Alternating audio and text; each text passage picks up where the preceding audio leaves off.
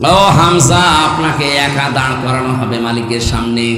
ফাইযা নুফিখা ফিস সূরি ফালা আনসাবা বাইনাহুম ইয়াওমাইযিন ওয়া লা ইয়াতাসালুন। সিংহায় ফুৎকার দেওয়ার সঙ্গে সঙ্গে যত সম্পর্ক আছে, রাজনৈতিক সম্পর্ক বলেন, রক্তের সম্পর্ক বলেন, আত্মীয়তার সম্পর্ক বলেন, যত রকমের সম্পর্ক, নসবের বহুবচন আনসাব, একটা সম্পর্ক আল্লাহর বাকি রাখবে না, সব কাট হয়ে যাবে। আপনজন দেখলেই মানুষ সব দৌড়াবে, পালাবে আগে। আল্লাহ পাক বলেন ওয়ালা ইয়াসালু হামিমুন হামিমা। সেদিন বন্ধু বন্ধুর সম্পর্কে কোনো প্রশ্ন জিজ্ঞাসা করবে না, যেটা আমার বন্ধু ছিল। ইউবাসসিরুনাহুম, যদিও তাদের সামনাসামনি হাজির করা হবে। যতগুলো মানুষকে আল্লাহ বলেন মানুষ আমার কাছে মুক্তিপণ হিসাবে দিতে চাইবে বাঁচার জন্য, তার সর্বপ্রথম আমি নাম দিয়েছি সাহিবাতিহি। প্রথমে সন্তানাদি, এরপরে তার স্ত্রীকে বলবে আল্লাহ দিয়ে দিলাম, ওয়াখিহি, তার ভাইকে দিয়ে দেবে, ওয়া ফাসিলাতিহি আল্লাতী তুওয়ি,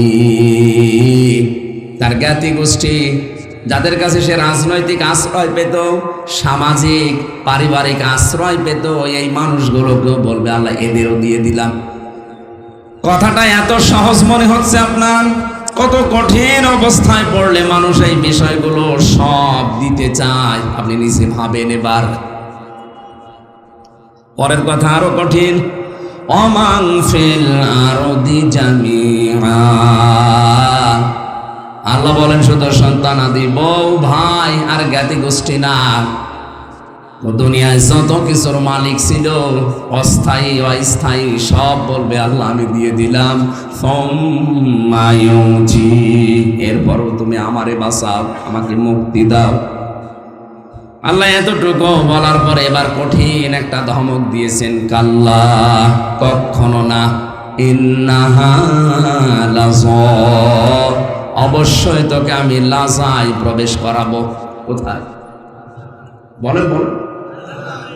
এই যে লাজা, এটা একটা জাহান্নামের দরজার নাম।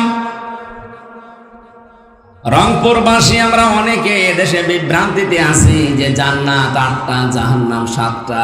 না, কোরআন হাদিস এটা নেই। আমি কোরআনে পেয়েছি জান্নাতও একটা, জাহান্নামও একটা, কিন্তু জাহান্নামের দরজা আমরা জানি 7টা, আর জান্নাতের দরজা 8টা না। কোরআনে আল্লাহ জাহান্নামের দরজা যদিও 7টার বর্ণনা বেশি দিয়েছেন, জান্নাতের দরজার বর্ণনা দিয়েছেন 100টার উপরে।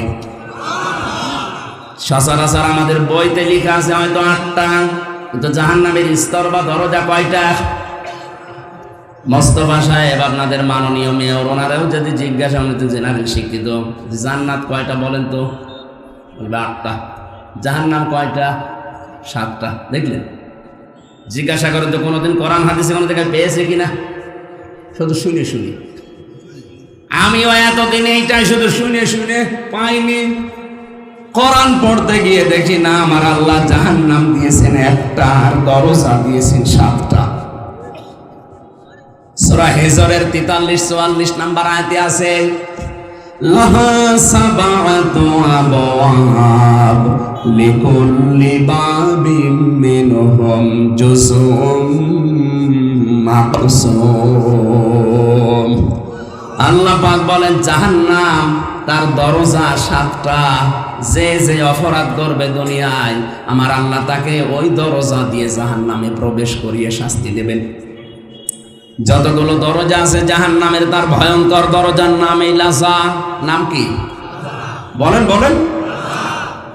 কি হবে এই দরজা দিয়ে প্রবেশ করার সঙ্গে সঙ্গে? নাযারাতাল লিশাওয়া, আগে চামড়া খসে যাবে। আপনার কি মনে হয় যে একটা ঘরের ভেতরে প্রবেশ করলে চামড়া এমনি এমনি খসে যায়? অবশ্যই এরকম যন্ত্রপাতি সেখানে সেট করা আছে। আমিও তো রিমান্ডে ছিলাম 10 দিন। ওই সমস্ত জায়গায় দেখেছিলাম যে যে ধরনের অপরাধ করে প্রশাসনের লোকজন সেখানে নিয়ে তাকে ওই স্বীকারোক্তি নেয়। আমার তো মূল্য চুরির মামলা মনে করেন, আমার তো আর ওই জায়গায় নেবে না। যে অস্ত্র নিয়ে ধরা পড়েছে মার্ডার মামলার আসামি, তার থেকে স্বীকারোক্তি নেওয়ার জন্য কিন্তু বলবে না সোনা মধু একটু বলো, বলবে? তার নখ তুলে নেবে, তার এমন এমন দৃশ্য দেখাবে, দৃশ্য দেখলেই যে আপনার নখ উঠে যাবে তা না, নখ ধরে টান দেওয়া লাগবে। আল্লাহ বলেন এমন এক দরজা দিয়ে প্রবেশ করাবো, ও ঘরে ঢুকলেই তোর চামড়া খসে যাবে।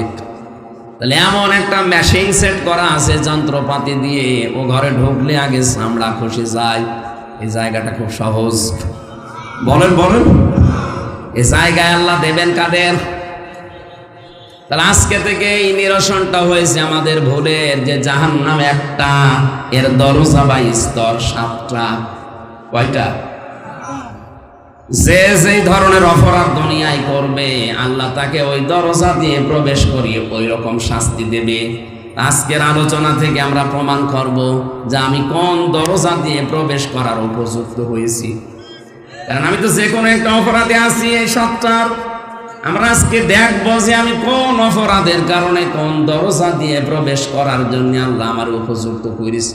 যদি আমি ওই দরজার সামনে থাকি, যেমন হুতমা আছে, হোমাজাস, হাফিয়া আছে, লাজা আছে, সাকার আছে, সাহির আছে, জাহান্নাম আছে, এই 7টা দরজা আমার আল্লাহ বানিয়েছে। আপনি আজকে এখান থেকে জেনে যাবেন যে আপনি কোন দরজার সামনে দাঁড়িয়ে আছেন।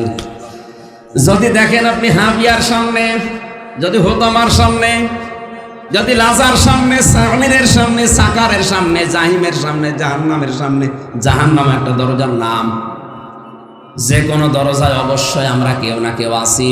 যদি থাকি, আজকের আলোচনা শেষে ওই দরজা থেকে এক দৌড়ে আমরা জান্নাতের 100টা দরজা আছে, যে কোনো দরজায় প্রবেশ করব ইনশাআল্লাহ। আজকে আমার রাতের আলোচনা আছে মাওলানা সিরাজুল ইসলাম ফারুকি ভাইয়ের, এর রাজারহাট কুড়িগ্রাম, রাজারহাট, রাত 9টা থেকে 11টা পর্যন্ত। ওখানে আমি জান্নাতের 100টা স্তরের কথা বলার চেষ্টা চালাবো, যে কয়টা পারি। আজকে জাহান্নামের স্তরগুলো বলছি, খুব মনোযোগ দিয়ে শুনবেন যে আপনি কোন দরজায় দাঁড়িয়ে আছেন। কষ্ট হচ্ছে? বসো। জাহান্নামে লাজা নামক যে দরজা, এখান দিয়ে প্রবেশ করার জন্য আল্লাহ রাব্বুল আলামিন 2টা গুণ বিশিষ্ট মানুষের নাম দিয়েছেন। রংপুর বাসী, দেখেন তো আপনার ভেতরে আছে কিনা, নাকি এই আয়াত বাদ দিয়ে দেব? আমার মনে হয় এই আয়াতে এলাকায় নেই।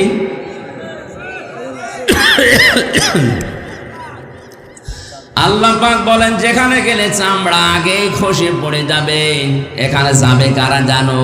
তাদউ মান আদবারা ওয়া তাওয়াল্লা। জাহান্নামে লাজা নামক যে দরজা, এটা তাদেরকে ডাকবে যে মানুষগুলো সত্যকে সত্য জানার পরও অহংকার করে মুখ ফিরিয়ে চলে যেত। আর বাংলাদেশে এই প্রকার মানুষ এখন বেশি। সত্যকে সত্য জানার পরও অহংকার করে ঘাড় ঘুরিয়ে চলে যায়। এ স্বভাব নেই মানুষের? হযরত ইব্রাহিম নবী আলাইহিস সালাম আল্লাহকে পাওয়ার জন্য তিনি বহু কিছু খোঁজ করেছিলেন। কোরআনে আমার আল্লাহ তার ইমানের যে 50টা পরীক্ষার কথা দিয়েছেন, তার 10টা মেন আমি কোরআনে পেয়েছি। তাকে আমার আল্লাহ পরীক্ষা করেছিলেন তারকা দিয়ে, চন্দ্র দিয়ে, সূর্য দিয়ে, বিভিন্ন জিনিস দেখতেন আর বলতেন এইটাই আমার প্রভু মালিক, এইটাই আমার খোদা হবে। তখন যখন সব ডুবে অস্তমিত হয়ে যায়, তিনি বললেন না, ইন্নী ওয়াজ্জাহতু ওয়াজহিয়া লিল্লাযী ফাতারাস সামাওয়াতি ওয়াল আরদা হানিফা ওয়া মা আনা মিনাল মুশরিকিন। হে আমার জাতির লোকেরা, এতদিন পর্যন্ত যাদেরকে আমি খোদা মনে করতাম, একটাও আমার কাছে খোদার দাবিদার না। সবগুলো অস্তমিত হয়ে যায়, ডুবে যায়, নষ্ট হয়ে যায়। যারা শেষ হয়ে যায় এদেরকে আমি মানতে পারি না। আমি মুখ ফিরিয়ে নিলাম এই সূর্য, চন্দ্র, তারকা সবার থেকে। তোমরা যাদেরকে শরীক করো সব থেকে আমি মুখ ফিরিয়ে নিলাম ওই আল্লাহর দিকে, যিনি আসমান আর জমিন যথাযথভাবে বানিয়েছেন। আমি হানিফা, একনিষ্ঠভাবে মুখ ঘোরালাম ওমা আনা মিনাল মুশরিকিন, আমি কিন্তু মুশরিক না, শিরিক করি না। ইব্রাহিম নবী আলাইহিস সালাম আল্লাহকে খুঁজে পেয়ে চেষ্টা করেছিলেন পাওয়ার জন্য, আর আমাদের চোখে আঙ্গুল দিয়ে সত্যকে দেখিয়ে দিল, আমরা মানতে চাই না। এই জন্য তাদউ মান আদবার ওয়া তাওয়াল্লা, জাহান্নামে লাজারে দরজা তাদেরকে ডাকবে যারা সত্যকে সত্য জানার পরেও অহংকার করে মুখ ফিরিয়ে চলে যায়। এই আয়াতটা পড়ার পরে আমার যতটুকু ধারণা, বাংলাদেশের অধিকাংশ মানুষ এই লাজা দিয়ে প্রবেশ করবে। কারণ এত আলোচনা পৃথিবীর কোনো জায়গায় হয় না, এত সতর্কবাণী উচ্চারণ দুনিয়ার কোনো জায়গায় আমি দেখি না। এত করে চোখে আঙ্গুল দিয়ে দেখিয়ে দেয়, এরপরও আপনি মানতে চান না, আপনার অহংকার বৃদ্ধি আরো বাড়ে। মনে হচ্ছে যে 1 নাম্বারটা পাওয়া যাচ্ছে, কথা বলে না কেন? 2 নাম্বার কি? যারা মাল সম্পদ জমা করে আর সংরক্ষণ করার জন্য চেষ্টা চালিয়ে যায়। রংপুরবাসী, পৃথিবীর কোন সম্পদ স্থায়ী না। আপনি এখনই চোখ বন্ধ করেন, এমনি মিথ্যায় চোখ বন্ধ করে আপনি দেখেন সব কেমন যেন আপনার পর হয়ে যাচ্ছে। আর আপনি মাল সম্পদ বৈধ অবৈধ নিয়ে কোন রাস্তা দিয়ে আসে তাও দেখা দেখি নেই, আপনি জমা করতে আসেন আর সব সময় এটা কি করে সংরক্ষণ করা যায় চেষ্টা করে যাচ্ছেন। এই গুণ যাদের ভেতরে এই পৃথিবীতে আছে তাদেরকে লাজা নামক দরজা ডাকবে, আসো তোমাকে সাইজ করছি। ভেতরে ঢুকিয়ে নিয়ে আগে চামড়া খসিয়ে ফেলবে। বলেন নাউজুবিল্লাহ। গুণ পেলাম কয়টা? বাংলাদেশে 2য় গুণের মানুষ আমরা এখন অহরহ দেখতে পাচ্ছি। বৈধনে অবৈধনে খালি জমা করে আর সংরক্ষণ কি করে করা যায়। যারা অবৈধভাবে ইনকাম করছেন 2টা ক্ষতি হবে তাদের। 1 নম্বরে ওই সম্পদ আপনাকে আল্লাহ ভোগ করতে দেবে না। এটা তো আমি বানালাম নাকি?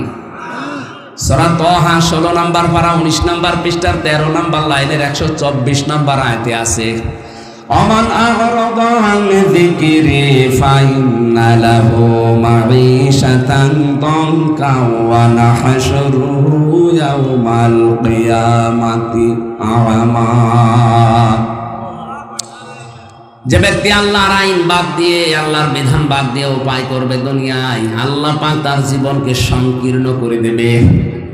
এদেশে 1734 জন মানুষ মেন দায়িত্বে আছে, তাদের জন্য বলছি কারণ এটা রেকর্ড হচ্ছে, কালকে সারা দুনিয়া ছড়িয়ে যাবে। এই 1734 জন মানুষ এরাই বেশি ইনকাম করছেন। আপনারা জামা ফাওয়া আর এগুলো সংরক্ষণ করার জন্য অনেকেই বেগম পাড়া পর্যন্ত বানাচ্ছে। কয় মোস্তফা সাহেবের তো বেগম পাড়া নেই, আছে? যারা আজ অবৈধ বৈধ দেখা দেখি নেই কামাই করছেন, শুধু এই যে দঙ্কা শব্দ আল্লাহ কোরআনে খেলা করার জন্য দিয়েছে তা না। আপনার জীবনের আয় উন্নতিতে আল্লাহ কোনো বরকত রাখবে না। কোরআনের আয়াত আপনি 100 ভাগ বিশ্বাস করেন তো? হ্যাঁ, সুতরাং আমরা এখনই সতর্ক হব। এ লাজা নামক দরজা দিয়ে গেলে আল্লাহ ছেড়ে দিচ্ছে না, আগে চামড়া খসিয়ে ফেলবে, এরপরে শাস্তি শুরু হবে। যারা অবৈধভাবে আজ টাকা পয়সা ইনকাম করে পাহাড় পর্যন্ত তৈরি করে ফেলছেন আর সংরক্ষণ করার জন্য বিভিন্ন লাইন অবলম্বন করছেন, বৈধ অবৈধ দেখা দেখি নেই যে এটা টিকিয়ে রাখা লাগবে। আল্লাহ পাক বলেন দুনিয়ার জীবন তো সংকীর্ণ করে দেবই, ময়দানে মাহশারে যেদিন তোরে তুলবো চোখ দেব না, অন্ধ করে তুলবো। قال رب لما حشرتني أعمى وقد كنت بصيرا। লোকটা তখন বলবে, মাবুদ আমার তো চোখ ছিল, আজকে আমি অন্ধ, একটু চোখ দাও, একটু আদম নবী দেখবো। কোন নবী? একটু আদম নবী কেমন ছিল? 60 হাত লম্বা ছিল, 36 হাত মোটা ছিল, একটু দেখবো কেমন লাগে। আল্লাহ ধমক দেবেন ওই সময়। কোরআনে কারীম বলেছে, আলা কাযালিকা তাতকা আয়াতুনা ফানাসিতাহা ওয়া কাযালিকাল ইয়াউমা তুনসা। এই নাফরমান, তোর কাছে আমার আয়াতগুলো এইভাবে গিয়েছিল, জানার পরে যেভাবে ভুলেছিলে, আজকের এই কঠিন ময়দানে আমি আল্লাহ তোরে ভুলে গেলাম।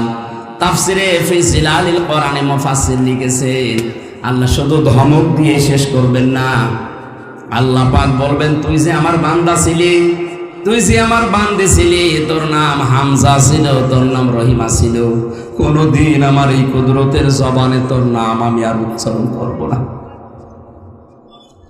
একটু নিজের সাথে মিলিয়ে দেখেন তো ওই ময়দানে কি অবস্থা হবে যদি আল্লাহ কোনদিন আপনার নামটা, এই যে বসে আছে রেজাউল ভাই, মোস্তফা, আল্লাহ যদি বলে মোস্তফা নামে আমার কোনো বান্দা ছিল, কোনোদিন আমার এই জবানে আর উচ্চারণ হবে না, যা তোর ভুলে গেলাম, উনি কিয়ামত পর্যন্ত মেয়ের থেকে কোনো লাভ আছে না। ময়দানে মহাসারে, ওই কঠিন ময়দানে আল্লাহ যদি বলে হামজা যা তোরে আমি মাফ করে দিলাম, আমি যদি সারা জীবন জেলখানায় কাটাই তাও আমার জীবন সফল।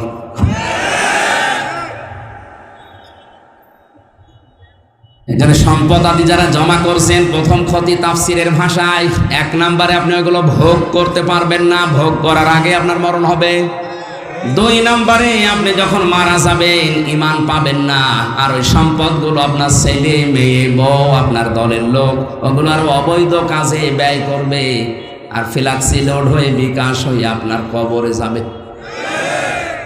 এখন যদি বলেন হুজুর আমার তো বিকাশ নাম্বার খোলা নেই, এমনি খুলে যাবে, আর খোলা লাগবে, এমনি খুলে যাবে। জাহান্নামে লাসা নামক দরজা দিয়ে প্রবেশ করার গুণ জানলাম কয়টা? রংপুরে 2 গুণের মানুষ আছে। আল্লাহ আমাদেরকে যাদের কানে যাচ্ছে তাদেরকে যেন পরিবর্তন হওয়ার তৌফিক দেন। 2 নম্বরে কঠিন দরজা যেটা, তার নাম হুতমা। নাম কি? এই দরজা দিয়ে আল্লাহ প্রবেশ করাবে তাদেরকে যাদের ভেতরে 4টা গুণ আছে। এবার দেখেন তো আপনার ভেতরে পাওয়া যায় কিনা। ওয়াইলুল লিকুল্লি হুমাযাতিল লুমাযা। 1 নম্বরে যে মানুষগুলো সামনে পেছনে মানুষের দোষ চর্চা করে, মানুষের নিন্দা করে, এটা তো দেশে নেই। একে অন্যের কথা লাগায়, কানে কানে লাগিয়ে সম্পর্ক নষ্ট করে দেয়, তালাতালি করে ধ্বংস হয়ে যাবে ওই মানুষগুলো যারা সামনে পেছনে মানুষের নিন্দা করে। যে দোষ মানুষ করে নাই, ওই দোষ তার উপরে চাপিয়ে দিয়ে তার জীবনটা নষ্ট করে দেয়। আর এটা বাংলাদেশে এখন সবচেয়ে বেশি। কিচ্ছু জানি না, আন্দাজে এক দোষ আমার উপরে চাপিয়ে আমার জীবনটা জাহান্নাম বানিয়ে দিল। এই কথা বলছেন না কেন? আর এটা মেয়েদের ভেতরে বেশি। ওরা এক জায়গায় বসলে শুধু দোষ চর্চা করে। সম্মানিতা মা বোনেরা মনে করছেন হুজুর আমাদের শত্রু না, আমি আপনাদের ভালোবাসি। জাহান্নামে হুতমা নামক দরজা দিয়ে যেন যাওয়া না লাগে, এখনই থেমে যান। যারা দোষ চর্চা করছেন, এর কথা ওর কাছে লাগাচ্ছেন, তালাতালি করছেন, যদি এরকম কোন মহিলা এলাকায় থাকেন, তার জন্য পুরা রংপুরের মানুষের দোয়া কবুল বন্ধ হয়ে যাচ্ছে। আপনি মনে করছেন এই আর কি, এতটুকুই কি হয়? কি হয় মানে একটা মানুষের সম্পর্ক নষ্ট করে দেওয়া। জানিয়েছেন জাহান্নামে হুতমা নামক যে দরজা দিয়ে প্রবেশ করাবো, এ দরজার 1 নম্বরে তারা যাবে যারা মানুষের দোষ চর্চা করে, এর কথা ওর কাছে লাগায়, তালাতালি করে মানুষের সম্পর্ক নষ্ট করে। এখানে অনেক বহু মানুষ বসে আছে 3 দিনের উপরে বিনা কারণে কথা বন্ধ করি, অথচ দুনিয়াবি কোনো বিষয়ে যদি কেউ 3 দিনের উপরে কথা বন্ধ করে মারা যায়, ও ঈমান পায় না, বেঈমান হয়ে মরে। 3 দিন না, 3 বছর কথা বলেন, এরকম মানুষ নেই। অথচ বড় কোনো বিষয় না, মুরগিতে ধান খেয়েছে এই কারণে কথা বলে না।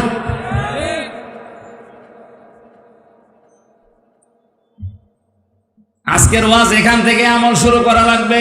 3 দিনের ঊর্ধ্বে কথা বন্ধ হয়ে আছেন এমন মানুষ যদি থাকেন, একটু হাত তোলেন তো। কি হয়েছে বলেন তো? কি কারণে কথা বন্ধ করে বলেন? না না, আজকের এই ময়দানে আপনাকে আমল করা লাগবে। যার সাথে কথা বন্ধ করে আছে, দুনিয়াবি কোনো স্বার্থে যদি এটা হয়ে থাকে, আগে তাকে সালাম দেন, বুকে জড়িয়ে নেন, কপালে চুমা দেন, বলেন ভাই ভুল হয়ে গেছে, এখন থেকে শুরু হয়ে গেল। কারণ কুলু লিন-নাসি হুসনা, মানুষের সাথে হাসি মুখে কথা বলা একটা সাদকা দেওয়ার সওয়াব হয়। আরো বলছে হ্যাঁ হাত তুলে বা দেখাচ্ছে। শহর রংপুর বিভাগের মানুষ তো সহজ না, যারা এগুলো করছেন বন্ধ করা লাগবে ভাই। দ্বিতীয় নম্বরটা বলবো, বলেন বললেই হবে, আমার আবার 3 বছর থাকা লাগবে না তো। আল্লাযী জামাআ মালান ওয়া আদ্দাদা, আল্লাহ পাক বলেন যারা মাল জমা করে আর বারবার গণনা করে যে কত হইল। এখন মাল কি? মাল মানে অনেকেই মনে করে যে মরে গেছে আবুল মাল, গত টার্মে যে ছিল আবুল কি কামাল, অর্থমন্ত্রী কামাল ছিল না, এখন নাই দিনাজপুরের একজন কি যেন আবুল হাসান মাহমুদ আলী। মাল মানে মাল না, মালের ব্যাখ্যা পড়া কোরআনের ভেতরে আমি তাফসিরে পড়েছি 5টা। কয়টা? এই 5টা জিনিসকে আল্লাহর ভাষায় মাল বলা হয়। 1 নম্বরে নবীজি আয়াতের ব্যাখ্যা করতে গিয়ে জানিয়েছেন পৃথিবীর সব কিছুই মাল, এর ভেতরে উত্তম সম্পদ উত্তম মাল হচ্ছে আল্লাহওয়ালা নেককার মেয়ে মানুষ। আর দুনিয়া কুল্লুহা মাতাউন ওয়া খায়রু মাতাউদ দুনিয়া ইমরাতুস সালিহা, পৃথিবীর সব কিছুই মাল সম্পদ, এর ভেতরে উত্তম সম্পদ হচ্ছে আল্লাহর দৃষ্টিতে রাসূলের দৃষ্টিতে আল্লাহওয়ালা মেয়ে মানুষ। এখন আল্লাহওয়ালা মেয়ে মানুষ কোনটা? এই দেশে আমরা অনেকেই মনে করি বড় বোরকা পরে আছে, কালো, 5 ওয়াক্ত নামাজ পড়ে, রোজা রাখে, এগুলো আল্লাহওয়ালা না। আল্লাহওয়ালা হওয়ার জন্য, নেককার হওয়ার জন্য 4টা গুণ লাগবে মেয়েদের। আমাদের মেয়র সাহেবের স্ত্রী যিনি আছেন তিনি সহ এখানে আমাদের যাদের বউ আছে, মহিলা প্যান্ডেলে যারা বসে আছেন, 4টা গুণ যদি আপনার ভেতরে থাকে, জান্নাতের 8টা দরজা আপনাকে ডাকবে, ওয়েলকাম জানাবে। আর যদি এই 4টা গুণ না থাকে, আজ নামাজ পড়েন, রোজা রাখেন, কালো বোরকা পরে ঘোরেন, মনে করেন আমি নেককার হয়ে গেছি, না। তিরমিজি শরীফের হাদিস, 1 নম্বরে ওইটা নেককার মহিলা স্বামী যখন বাইরে থেকে বাড়িতে আসবে দুনিয়ার সব কাজ বাদ দিয়ে স্বামীকে সময় দেবে। এরকম মহিলা তখন ঘরে ঘরে না। এই যে সবাই বলছে নাই, তার মানে রংপুরে সমস্যা আছে। 2 নম্বরে স্বামী যেটা পছন্দ করে ওটা যদি জায়েজ হয়, আপনার জীবন থাকতে ওটা মেনে নেওয়া লাগবে। এই কথা বলে না, আমি নিজে স্বামী, যত স্বামী এখানে বসে আছে প্রতিটি স্বামী চাই বিয়ের পরে আমার মা বাবা যেন আমার সাথে সংসারে থাকে। কিন্তু আমি যতদূর জানি বাংলাদেশের 100টার প্রায় 98টা মহিলা এটা চাই না। নাকি বেশি বলে ফেললাম? ওই যে জ্বালানা দিয়ে শুনতেছে, জ্বালানা বন্ধ করেন, জ্বালানা দিয়ে শুনতেছে, আমল করার খোঁজ নেই। আমার মা বাবা আমার সাথে থাকবে, আর ও বলে না, আরে নিজের মা বাবা হলে কোনোদিন আলাদা করে দিতে পারতো? আজ থানার ওসি, এই যে উপজেলা চেয়ারম্যান, ইউনিয়নের চেয়ারম্যান, মেয়র, এসব বিচার করতে করতে জীবন শেষ হয়ে গেল। প্রতিদিন কত বিচার খালি এই করা লাগে। এই যে বৃদ্ধাশ্রম বানিয়েছ, এ কি খেলা করার জন্য বানিয়েছ? কিছুদিন আগে একটা ভিডিও ঘুরছিল, 6টা ছেলে মেয়ে, লোকটার বউ মারা গেছে অনেক আগে, লোকটার বয়স 95 বছরের উপরে, 6টা ছেলে মেয়ে, সব হায়ার এডুকেটেড, সব অনার্স মাস্টার্স করা, 4টা ছেলে 2টা মেয়ে, সব ভাই বোন মিলে জায়গা জমিগুলো নিজেদের নামে লিখে নিয়ে শেষ পর্যন্ত লোকটাকে রাস্তায় ছেড়ে দিয়েছে। 95 বছর বয়স লোকটা, দেখেন কিছুদিন পরে পড়বে আর মরবে, ট্রেনে পড়ে মরে থাকবে, কুকুরের খাবার হবে। এক কথা বলছেন,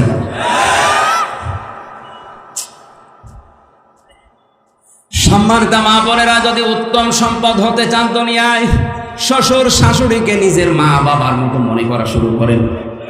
আরে ভাই, আমি তো নিজে একটা জামাই, কোরআন শরীফ আমি হাতে না মাথায় নিয়ে বলতে পারি।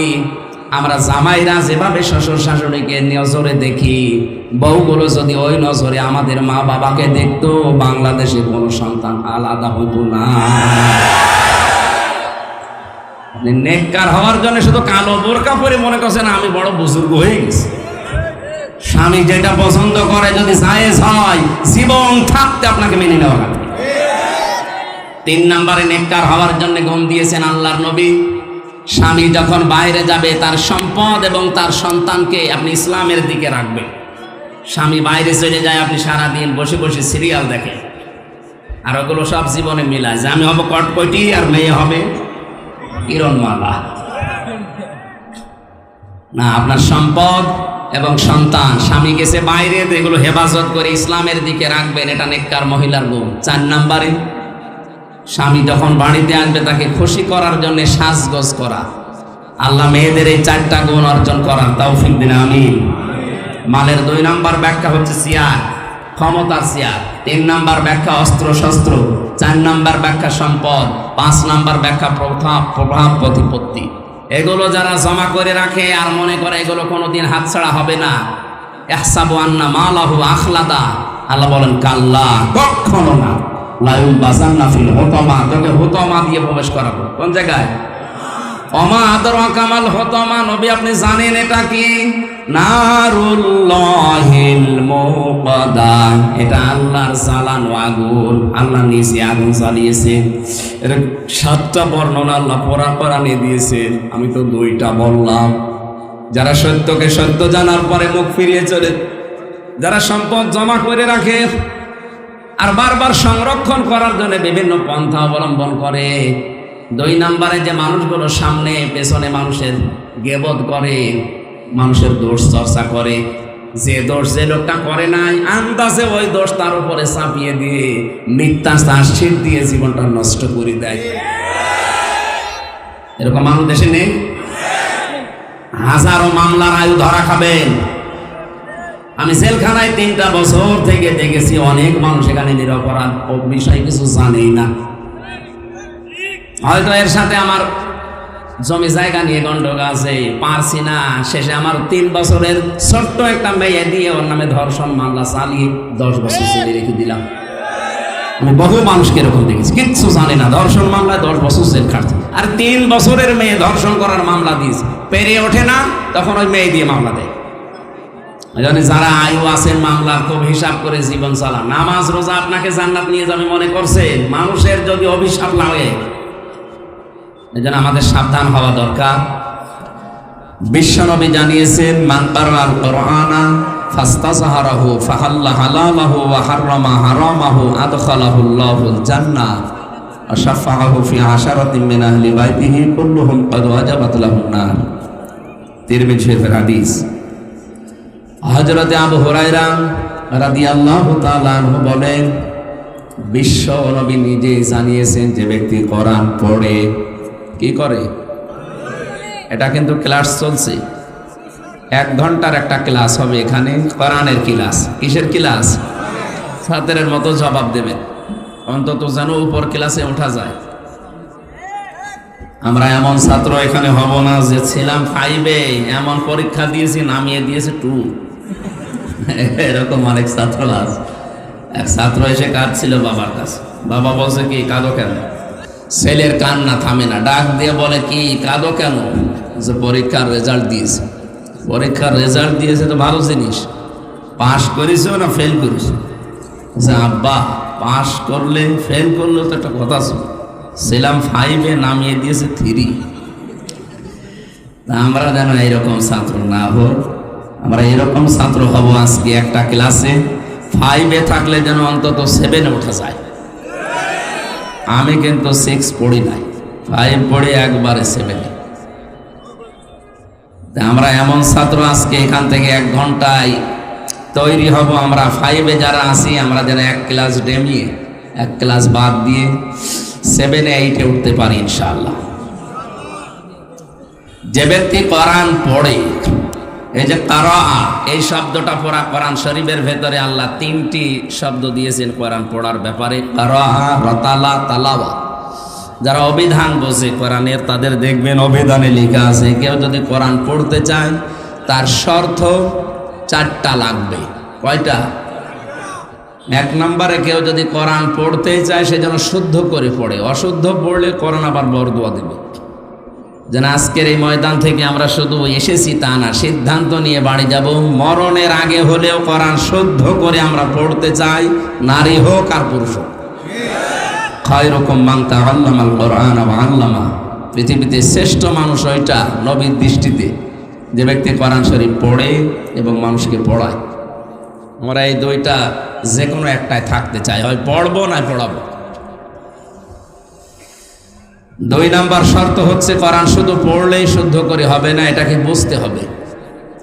আর আমি যতটুকু জানি বাংলাদেশে রংপুর, খুলনা এই সমস্ত বিভাগের মানুষগুলো কোরআন বোঝার ব্যাপারে একটু অনীহা, এরা বোঝেও কম, বোঝার চেষ্টাও কম এদের। যে আন্তর্জাতিক কম্পিটিশন যেগুলো হয় দেখেন, রংপুর, খুলনা এই সমস্ত বিভাগের ছেলেমেয়েরা চান্স পায় না, পায় সব চট্টগ্রাম, সিলেট, ঢাকা এই সমস্ত জায়গা। এই জন্য আমরা আরো এগিয়ে যাব কোরআন বোঝার ব্যাপারে। 3 নম্বরে কোরআন শুধু বুঝলেই হবে না, যেখান থেকে বুঝবেন যতটুকু ওইটাই প্র্যাকটিক্যাল লাইফে, বাস্তব জীবনে সেট করার চেষ্টা চালাতে হবে ওই সময় থেকে। আমি বসে বসে পড়ছি ওয়ালা ইয়াহুদ্দু আলা তুআমিল মিসকিন। আল্লাহ তাআলা বলেন, হে নবী, কিয়ামত বিশ্বাস করে না কারা জানেন? নবীজি বললেন, কই, আমার কাছে যারা আছে সব তো মনে হয় কিয়ামতে বিশ্বাসী।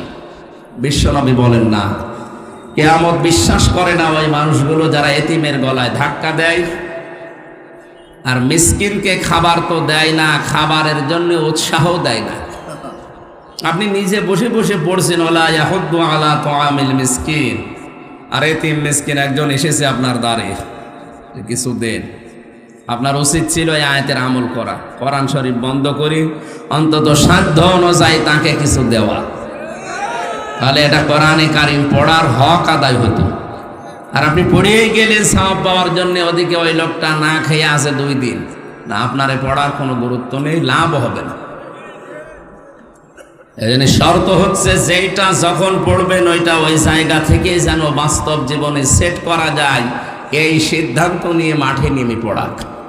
4 নম্বরে আমি যেটা পড়ি এটা যেন মানুষকে আমি মানাতে পারি, সেই পরিবেশ তৈরি করার জন্য চেষ্টা চালানো। এ কথা বলার পরে আল্লাহর নবী জানিয়েছেন ফাস্তাযহারাহু। যারা আরবি গ্রামার বোঝে, শব্দটা কত ওয়েট, কত ওজন আপনি টের পাচ্ছেন। 99টা অর্থ আছে এজহার শব্দের। এজহার মানে দাঁড় করানো, এজহার মানে স্পষ্ট করা, এজহার মানে প্রকাশ করা, এজহার মানে কায়েম করা, এজহার মানে বিজয় করা। তার মানে কোরআন যে পড়ে এবং কোরআনকে বিজয় করার জন্য দুনিয়ায় চেষ্টা চালায়, আমাদের জীবনের টার্গেটই এইটা, যেন কোরআন এ দেশে বিজয়ী হয়। কারণ আমরা এই কোরআনের মালিক না, আমরা কোরআনের কামলা, খাদেম। আমরা কি এর মালিক নাকি? এর মালিক কে? আমরা খাদেম, কামলা। এই যে জমিনটা, এর মালিক আমি না, একজন মালিক আছে। আমাদের মতো 5-6 জনকে যদি জমির মালিক বলে আপনারা ধান লাগান, এখানে বিকাল 5টার সময় বেতন দিয়ে দেব। আমরা সারাদিন ধান লাগাচ্ছি, 10 মিনিট আগে 5-6 জন মস্তান মোটরসাইকেল নিয়ে এসে বলছে ধান লাগানো যাবে না, যা লাগিয়েছেন সব তুলে ফেলে। আমরা বলবো, ভাই, এ ধানও আমাদের না, এ জমিও আমাদের না, আপনারা ধান তুলে ফেলবেন না কি করবেন, আর 10 মিনিট পরে শুরু করেন, কারণ আমরা বেতনটা নিয়ে নেই। কথা বলে না কেন? বেতনটা পেয়ে গেলে আমাদের কাজ শেষ। এ জমির মালিক আমরা না, ধানের মালিক আমরা না, আপনারা ধান তুলে ফেলবেন না বাড়ি নিয়ে যাবেন, যা করবেন, কিন্তু 10 মিনিট পর।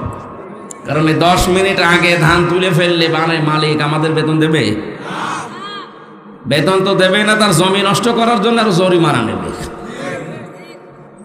কি বুঝলেন আপনি এখান থেকে?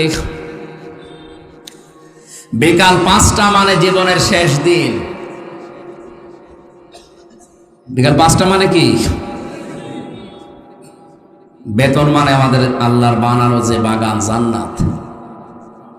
এরপরেও যদি মস্তানি করে আপনি ধান তুলে ফেলতে চান 10 মিনিট আগে, আমি কিন্তু শক্তি নেই, তারপরও ছেড়ে দেব না, কারণ আমার রুজি রুটি এর ভেতরে। 10 মিনিট না হলে বেতন পাবো না, এটা না হলে আমার সংসার চলবে না। আপনাকে যদি বেঁধে রাখা লাগে, দরকার হয় বেঁধে রাখবো, যদি মেরে ফেলা লাগে মেরেও ফেলবো, তারপরে অন্তত 10 মিনিটে জমিন পাহারা দেওয়াই লাগবে। আল্লাহ রাব্বুল আলামিনের কোরআনের যেহেতু আমরা খাদেম, এই জমিনে কোরআনে কারিম যদি আমরা চেষ্টা চালা কায়েম করার, বিকাল 5টা জীবনের শেষ দিন পর্যন্ত চালাতেই হবে। এর ভেতরে কেউ যদি মস্তানি করে, দরকারে বেঁধে রাখা হবে। যদি মারামারি করা লাগে হবে, যদি হাতাহাতি হয় হবে, যদি দাঁত ফেলে দেওয়া লাগে তাও দেব, যদি মেরে ফেলা লাগে তাও মেরে ফেলব, কারণ আমার বেতন দরকার। আমার বেতনের নাম কি? জান্নাত। বলেন বলেন। ওইটা পাওয়ার জন্য বাধা আমি দিতে আপনাকে বলি নাই, বারবার বলছে আর 10 মিনিট পরে তোলেন। এখন জমির মালিক যিনি, উনি যদি এসে দেখে মস্তানরা এরপরও জোর করে তুলে ফেলছে, আমার মনে হয় জমির মালিক যদি ওই সময় কিছু না বলে, মনে করতে হবে উনি একেবারে দুর্বল, এই জন্য কিছু বলছে না। না, যদি সামনাসামনি কিছু না বলে, মালিকের তো একেবারে কিছু নেই তা না, এত বড় জমির মালিক, তার কিছু নেই, বিভিন্ন জায়গায় তার হাত আছে। মস্তানরা যেন মনে করে এখন যদি সরাসরি আমাদের কিছু না বলে, এ মালিক যদি গোপনে বিভিন্ন রকমের হাত দিয়ে আমাদেরকে ধরে, বাপ বলার সময়ও দেবে না। এটা জমির মালিককে দেখে যদি মস্তানরা এই কথা মনে করতে পারে, তামাম পৃথিবীর মালিক যিনি, আসল মালিক কে? উনি যদি এ জমিনে দিন কায়েম, কোরআনে কারিম প্রতিষ্ঠিত, বিজয়ী হওয়ার ব্যাপারে যারা বাধা দিচ্ছে, উনি যদি কিছু না বলে, মনে করতে হবে আল্লাহর শক্তি এখন আর নেই। শক্তি থাকার পরও কিছু বলছে না, আপনি বিশ্বাস করতে পারেন এখন হয়তো কিছু বলছে না। ইন্নাহুম ইয়াকিদুনা কায়দা ওয়া আকিদু কায়দা ফামাহিলিল কাফিরিনা আমহিলহুম রুয়াইদা। আল্লাহ ছাড় দেন, ছেড়ে দেন না। এই জন্য যে সমস্ত মস্তানি করছেন আপনি থামেন, আল্লাহ যদি ধরে বাপ বলার সময় পাবেন না। আমরা তো কামলা, আমরা খাদেম, আমরা জন, মুনিশ, পাট, লেবার যাই বলেন, আমরা চেষ্টা করে যাব জীবনের শেষ দিন পর্যন্ত। কায়েম হলে ভালো, না হলেও অসুবিধা নেই, আমাদের বেতন আছে। তা আপনি কি করলেন?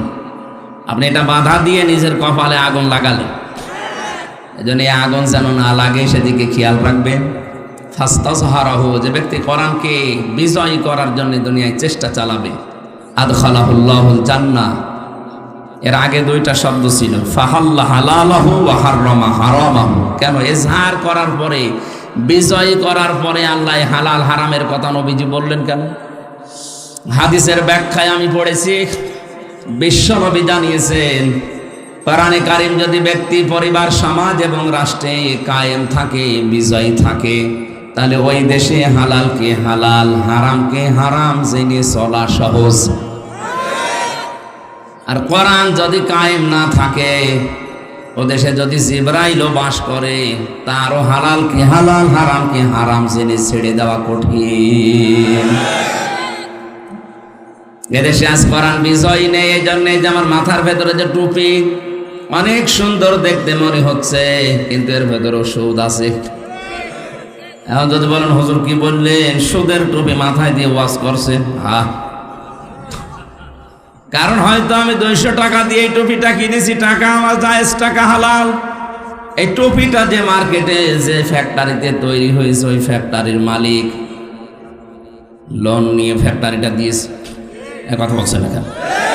তাহলে ডাইরেক্ট ইনডাইরেক্ট এদেশে যতদিন যাকাত ভিত্তিক অর্থনীতি কায়েম না হবে, ফেরেশতা জিবরাইল দেশে যদি বাস করে, এদেশে সেও সুদখোর। এই জন্য যাকাত ভিত্তিক অর্থনীতি কায়েম যতদিন না হয়, এটা কোরআনের নির্দেশ না? নামাজের কথা 82 বার, যাকাতের কথা ফাকিমুস সালাতা ওয়া আতাবুজ যাকাত, নামাজ কায়েম করো, যাকাত প্রদান করো। এই জন্য আমাদের দেশে যারা দায়িত্বে আছে, আমাদের প্রধানমন্ত্রী শেখ হাসিনা সহ যারাই দায়িত্বে আছেন, অর্থনৈতিক যে বিষয়, এটা ইবাদত আমরা অনেকে মনেই করি না। এটা যে একটা ইবাদত অনেকে মনে করি না, অথচ হালাল রুজি না হলে আপনার ইবাদতও কবুল হবে না। বলেন,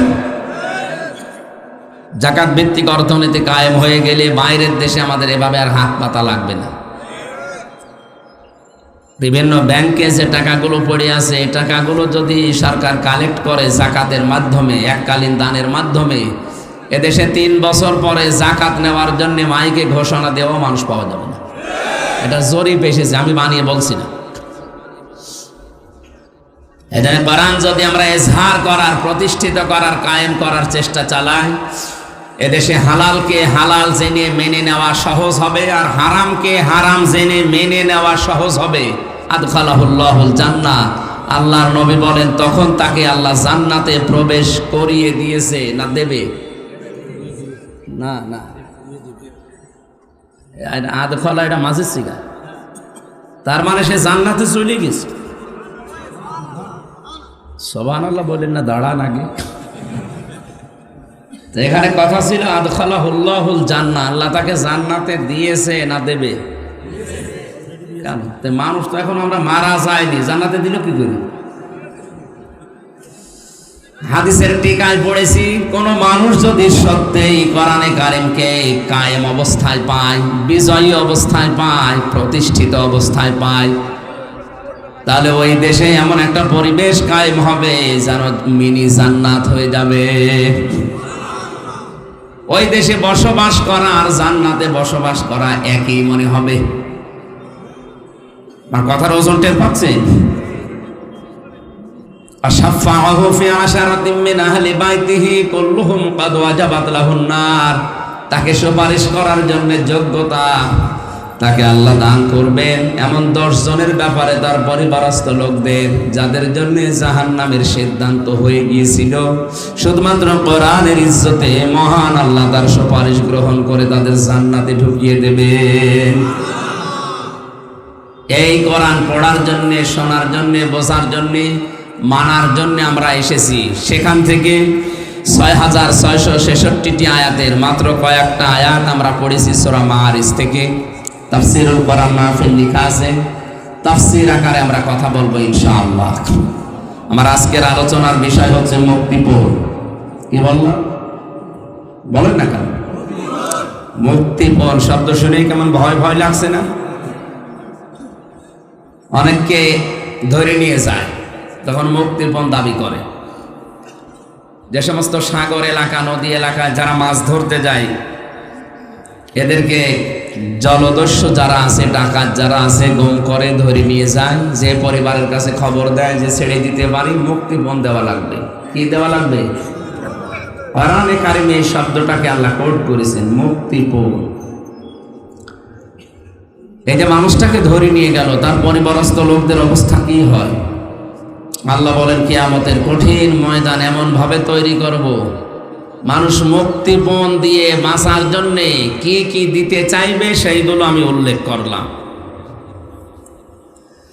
আল্লাহ রাব্বুল আলামিন বলেন, ইউবাসসারুনাহুম ইয়াবাদুল মুজরিমু লাউ ইয়াফতাদি মিন আযাবি ইয়াউমিযিন বিবানি।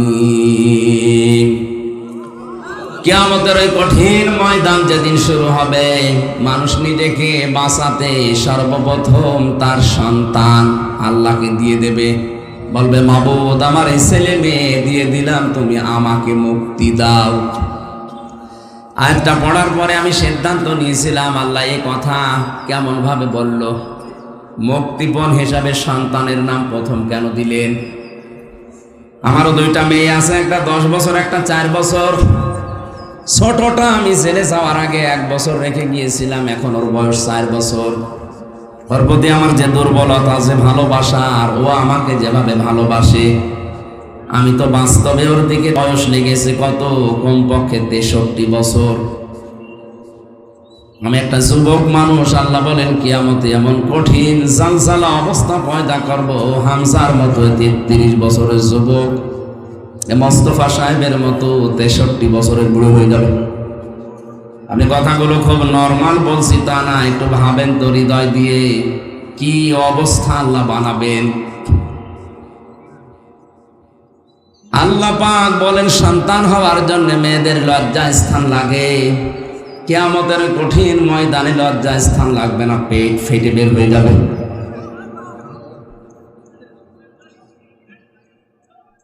আমি রংপুর বিভাগে আয়াতটা পড়লাম এই জন্যে, কারণ এই সহজ সরল মানুষকে ধোঁকা দিয়ে বোকা বানিয়ে অনেকে আজ বিভিন্ন পীর শব্দ নিয়ে ব্যবসা করে খাচ্ছে। কোরআনে কারীম জানিয়েছে ইয়াউমা ইয়াফিরুল মারউ মিন আখিহি ওয়া উম্মিহি ওয়া আবিহি ওয়া সাহিবাতিহি ওয়া বানিহি। কিয়ামতে সর্বপ্রথম মানুষের এই বিপদের মুহূর্তে তার কাছ থেকে পালিয়ে যাবে তার আপন ভাই। কে? আমরা বাংলাদেশে যত কঠিন অবস্থায় থাকি না কেন, ভাই বোনের ছোটকালের যে সম্পর্ক, এটা যাদের আছে তারা জানে কত মধুর সম্পর্ক ভাই বোনের, কত আপন সম্পর্ক ভাই বোনের। যদিও ছোটবেলায় এক অন্যের সাথে মারামারি গন্ডগোল ঝগড়া করে, বিয়ের সময় যদি বোন বিয়ে হয়ে যায়, ভাই এত শক্ত থাকার পরও কেঁদে ফেলে।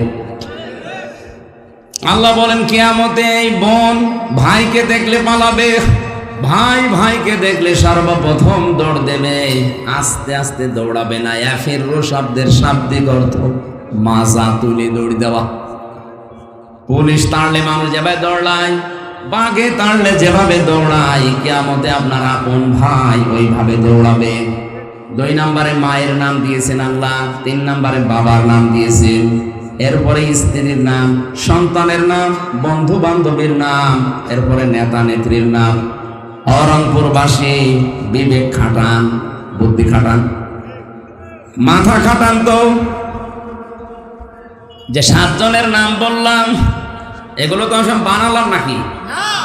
কোরআনে কারীমের সূরা আবাসার ভেতরে আল্লাহ পরিচয়গুলো তুলে দিলেন যে তোর থেকে সর্বপ্রথম পালাবে তোর ভাই, তোর মা, তোর বাবা, তোর স্ত্রী, তোর সন্তান, তোর বন্ধু বান্ধবী, তোর নেতা খেতা। আমরা জানি দুনিয়ায় মানুষ বিপদে পড়লে এই শ্রেণীর মানুষগুলো এগিয়ে আসে। আল্লাহ বলছেন কিয়ামতের আগে পালাবে।